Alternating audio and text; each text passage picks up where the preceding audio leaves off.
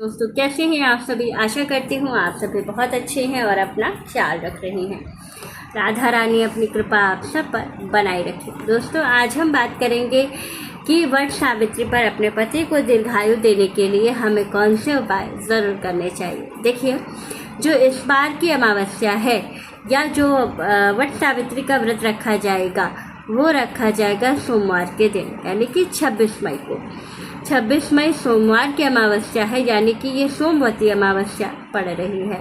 अब ये आपको सुनहरा मौका मिला है कि सोमवती अमावस्या है और साथ ही जो है ये सोमवार के दिन पड़ा है, सोमवती अमावस्या है और वट वृक्ष की पूजा आपको अखंड सौभाग्य के लिए करना है। अब जानते हैं कि करना क्या है और कैसे हम अपने पति को किसी भी समस्या से बचा सकते हैं। उनके दीर्घायु के लिए हम कौन कौन से नियम का पालन करें जिससे कि उनको दीर्घायु प्राप्त हो और उनके जीवन में कोई इस तरह की समस्या ना आए जिससे कि हमारे जीवन पे भी उसका कोई असर पड़े।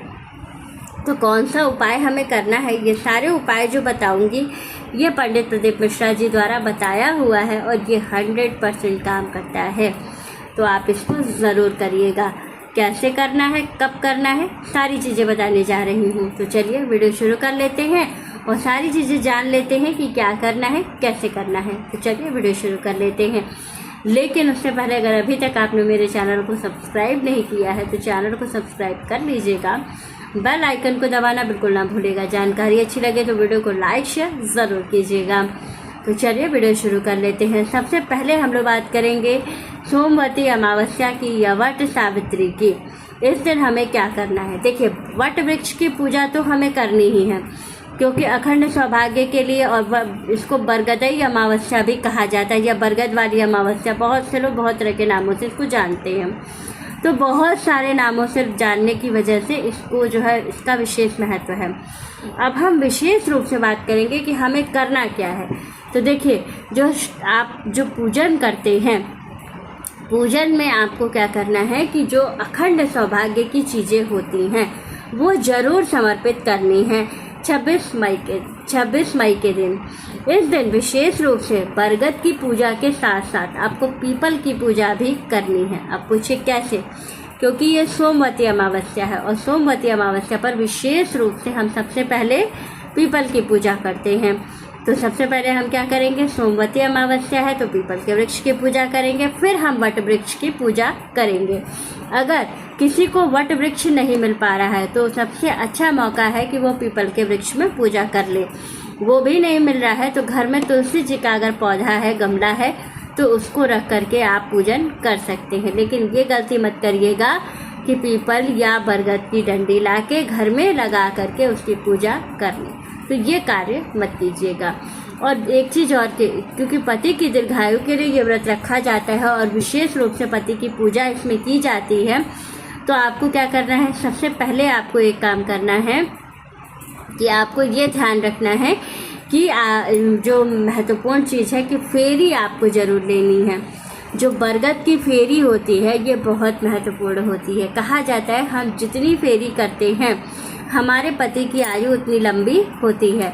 अब जो है विशेष रूप से क्योंकि अमावस्या की तिथि है तो 15 फेरी का नियम है, लेकिन ज़रूरी नहीं है कि आप 15 कीजिए। अगर आप नहीं कर सकती हैं, स्वस्थ नहीं है, तो कोई परेशान होने वाली बात नहीं है। 3 या 5 फेरी करके भी आप इसको स्टॉप कर सकती हैं। लेकिन कथा जो लोग सुनते हैं, जो लोग वट वृक्ष की कथा कहते हैं, वो लोग क्या करेंगे, पहले पूजन करेंगे, फिर फेरी करेंगे, फेरी करने के बाद कथा सुनेंगे। साथ में कथा पहले नहीं सुन करके फिर आप फेरी करिए, तो ये मत कीजिएगा। ये गलती भूल कर भी मत कीजिएगा। फेरी पहले करिएगा, कथा बाद में सुनिएगा। चाहे अगर भीड़ बहुत ज़्यादा है जहाँ आप पूजन कर रही हैं तो आप फेरी करके घर आ जाइए और घर आकर के फिर से आप कथा सुन लीजिए। घर के मंदिर में बैठ करके कथा कर लीजिए या सुन लीजिए, जैसे भी, लेकिन पहले फेरी उसके बाद कथा करनी है आपको। ये तो बात हो गई पूजन की। अब हम विशेष रूप से उपाय की बात करते हैं कि पति को दीर्घायु करने के लिए हमें क्या करना है। तो देखिए, एक रक्षा सूत्र लेना है, उसको आपको क्या करना है, ऐसे लपेटना है अपनी उंगली पे, अपनी इस वाले मिडिल फिंगर पे आपको लपेटना है। कितनी बार, 7 बार। इतना ऐसा लपेटिएगा कि आप उसको निकाल सकिए। 7 बार अपनी उंगली पे लपेटना है। उसके बाद उसको निकालना है अपने हाथ से और निकाल करके अपने पति का नाम ले करके जो वट वृक्ष है उसके जो जहाँ पे जो जड़ है वहीं पर जो मिट्टी होगी वहीं पर थोड़ा सा मिट्टी को खन के उसी के अंदर आपको उस रक्षा को डाल करके और मिट्टी से कवर कर देना है और उनसे ये प्रार्थना करनी है कि हमारे पति की आयु लंबी हो और हमारे पति दीर्घायु हो, स्वस्थ हो। तो ये कामना करते हुए आपको उस रक्षा को वहीं पर गाड़ देना है। ये उपाय करने पर आपको 100% लाभ होगा। आपके पति दीर्घायु होंगे और जीवन भर स्वस्थ रहेंगे। तो वीडियो अच्छी लगे, जानकारी अच्छी लगे तो वीडियो को लाइक, शेयर और सब्सक्राइब ज़रूर कीजिएगा। राधे राधे दोस्तों।